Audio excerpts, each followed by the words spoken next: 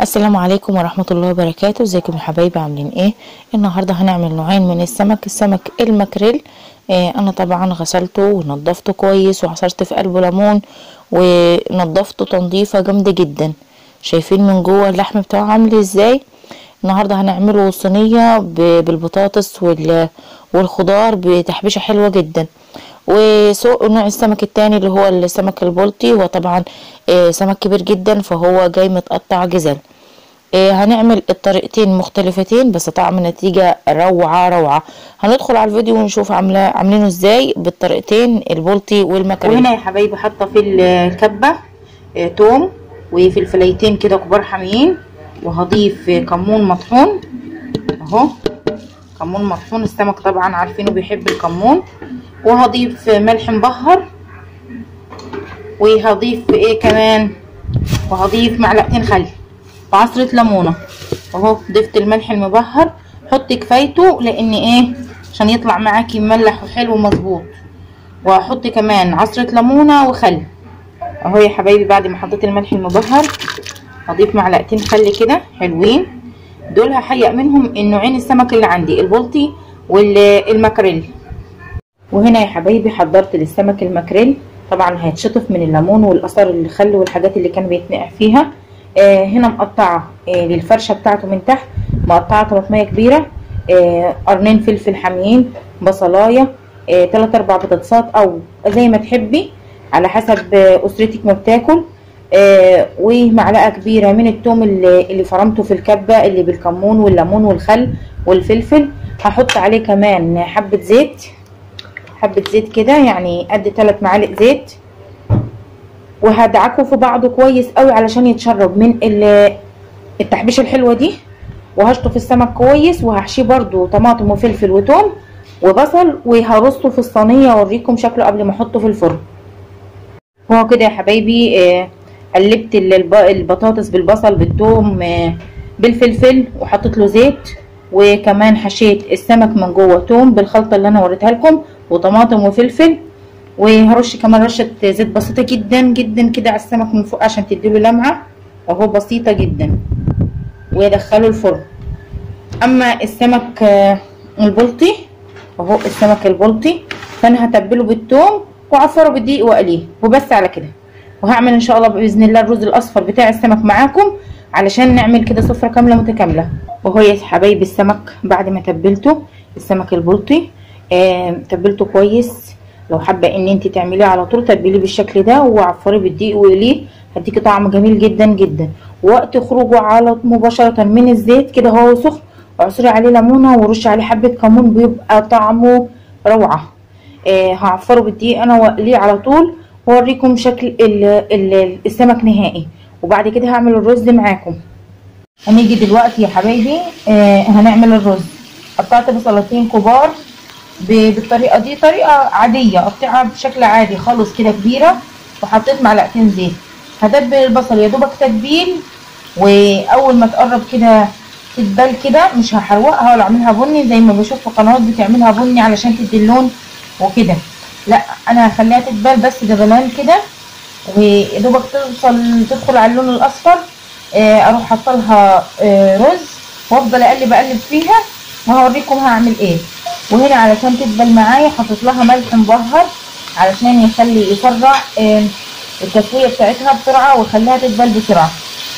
حطيت الملح المبهر، طبعا الملح المبهر زي ما انا قلت لكم قبل كده ملح ومطحون عليه كل التوابل، كل انواع التوابل ومخلوطه فيه كويس قوي، بتتعمل بكميات كبيره وبتتعان وتاخدي منها وتطبخي بكل انواع الطبخ بتاعك وكل الاستخدامات بتاعه الطبيخ بتاعتك.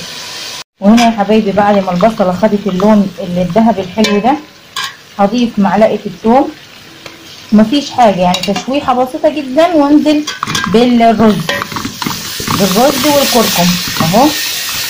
اول ما الثوم كده معلش البخار دي على الكاميرا، اول ما الثوم كده ياخد تشويحه مع البصل والريحه بتاعته تطلع، اروح ضايفه الرز مباشره اهو. اول ما الثوم مع البصل طلع الريحه بتاعته حطيت الرز، وافضل اقلب لحد ما احس ان الثوم بالبصل بالرز تشبع وتشرب من بعضه.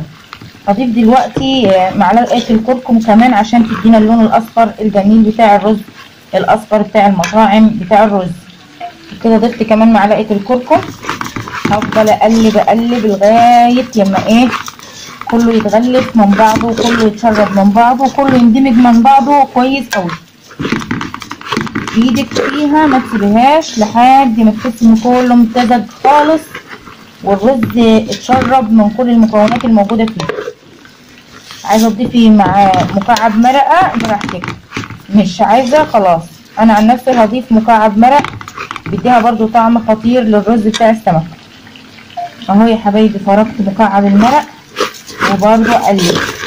بصوا الرز معايا كده تحس ان اتفتفت من بعضه خالص اهو. وتكوني غاسله الرز ومصفياه كويس قوي علشان ما يلزقش في بعضه ويسويلنا البصل. انا عايزه البصل يفضل محافظ على شكله كده ويدينا اللون الحلو ده والشكل الحلو في الرز. دلوقتي هكون محضره الميه وانزل عليها على طول. والناس اللي بتقولك لا عشان الرز يطلع معاكي حلو ومش عارفه دي في ميه مغليه، والله انا بحط ميه من الحنفيه على طول او من الفلتر على طول على الرز، مش بسخن مخصوص للرز ميه. هنا يا حبايبي زدت الميه بتاعت الرز. بصوا قد قراب كده على الرز ميه، يعني قد عقله كده ميه على الرز تزوديها وبس. هغطي عليها انا واسيب النار عاليه. وبالنسبه للي بتقولي هيجيني السؤال ده، انا متوقعه ان ممكن نحط كاري بدل الكركم، ممكن جدا، بس انا بحب احط الكركم لان قيمته الغذائيه عاليه شويه عن الكاري، فحطيت كركم. دلوقتي اول ما تبدا تغلي هوطي عنها النار خالص واغطيها واسيبها كده تستوي براحتها وتتشرب الرز براحته. وكده انا خلصت قليه السمك، والسمك المكاريل في الفرن قرب يستوي وهبدا اعمل السلطه. هنا جهزت الخضار بتاع السلطه، نضفته عشان ابدا اقطعه على نظافه. حشت الزر بتاع الطماطم وقلمت الخيار من هنا ومن هنا، وقشرت البصلايه وشلت العنق بتاع الفلفل، يعني ظبطتها بحيث اقطعها تقطيع بس. وطبعا في الاخر هعصر لها ليمونه، ولو حابه تحطي حته توم صغيره من الخلطه اللي عملناها للسمك ضيفيها، بتبقى طعمها برده جميل جدا. وده شكل صينيه السمك المكريل بالبطاطس والخضار بعد ما طلعت من الفرن، معبيه البيت كله بريحتها. وده السمك البلطي بعد ما اتقلى وعملنا له كل التكات والحركات. ادي سفرتي كامله متكامله زي ما انتوا شايفين كده، سفرة جميلة جدا كاملة متكاملة. ادي الرز الاصفر الجميل عامل زي حبات الكهرمان، الحبة بحبتها. وادي السلطة البلدي اللي عملناها وحطينا منها من تتبيلة، يعني بتتبيلة واحدة هتتبلي السمك كله هيديكي طعم تحفة. شايفين الرز والسمك وصينية السمك المكريل، والرز بصوا بيلمع وزي حبات الكهرمان بالظبط. ده سر الخلطة اللي انا عملتها ووريتكم بتفاصيلها، اللي ممكن نتبل بها سمك بلطي، سمك مكرونة، سمك مكريل، كل انواع السمك، ونطلع منه سفرة في منتهى الجمال وفي منتهى الروعة. يا رب الفيديو بتاعي يكون عجبكم وقدرت اوصل لكم ازاي بتبل السمك وبيطلع معايا باحلى طعم، وسمك كأني خارج من تحت اكبر شيفات من اكبر مطاعم. يا رب تجربوها وتعجبكم، وعلى ضمانتي جربوها فعلا وهتعجبكم جدا، وهتقولوا فعلا احنا عمرنا ما كنا اكلنا سمك بالحلاوه بالطعامه دي. مش تشكيرا فيا، لكن ولله الحمد انا كل اللي بيدوق التتبيله بتاعتي او السمك بتاعي عموما او طريقتي في السمك بتاعي بيسالني عاملاه ازاي، سواء رجاله او ستات. فيا رب تجربوها كده وتعجبكم، وقولوا لي في التعليقات اللي هيجربها ايه نتيجتها معاه. واهو زي ما انتوا شايفين كل شيء بيتكلم عن نفسه. الرز بيتكلم عن نفسه، السمك المكريل بيتكلم عن نفسه، السمك البلطي حاجة كده يعني شغل يعني اللي هتخلي كل اللي في بيتك يشكروا في كل نوع سمك مهما كان مختلف عن التاني، وطعمه المتميز وشكله طبعا العين بتاكل قبل البق. يا رب الفيديو بتاعي يكون عجبكم، واستودعكم الله، واللي اول مرة يشوف قناتي ما ينساش يشترك في القناة ويفعل الجرس علشان يصلوا كل ما هو جديد. وبالله عليكم ما تنسوش اللايك، واللي بتحط الديسلايك على فكرة انا عارفاها. ويلا الحمد لله، ويا رب اكلي يكون عجبكم. هسيبكم مع الصور تشوفوا سفرتي عاملة منورة السفرة ازاي.